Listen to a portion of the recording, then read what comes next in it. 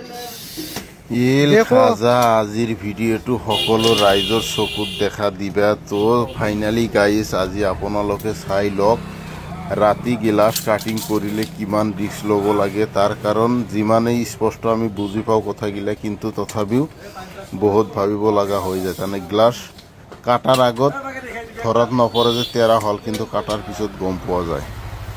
তো যিয়ে নহওক গাইজ আপোনালোকে চাই থাকক এনেকুৱা ডিজাইনৰ গ্লাছটো কেনেকুৱা লাগিল, ডিজাইনটো কেনেকুৱা লাগিল।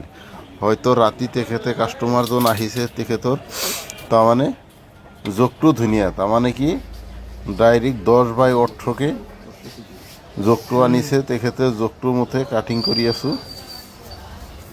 তো হয়তো কাষ্টমাৰজন আহিছে একদম আপোনাৰ কালাকুছিৰ শেষ মাথাত লাৰ্জ সীমাত, ওচৰৰে কাষ্টমাৰ, বেছি দূৰত নহয়। তেখেতে গ্লাছৰ কালাৰটো পচন্দ কৰিল, ডিজাইনটো বোলে ভাল লাগিল। তো এতিয়া ৰাতিয়ে কাটিং কৰি দিব লাগে। তো সেই চেকেতে মই আৰু ৰাতি আৰু মানুহ ইফালে চাইও আছে মোৰ দেখি কাটিং কৰাত।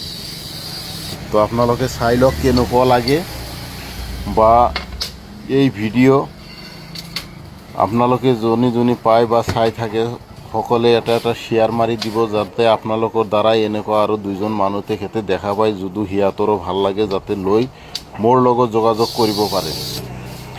তো যিয়ে নহওক গাইজ আপোনালোকৰ দোৱা আৰু আশীৰ্বাদত মই যিমানখিনি বা যিমানটো আগবাঢ়ি গৈ আছে, বা যিমানখিনি আপোনালোকে ভিডিঅ' চাই আছে, বা যিমান ফলোৱাৰ্ছ হৈছে, আপোনালোকৰ চব আশীৰ্বাদত আপোনালোকৰ কথা কেতিয়াও পাহৰিব নোৱাৰোঁ।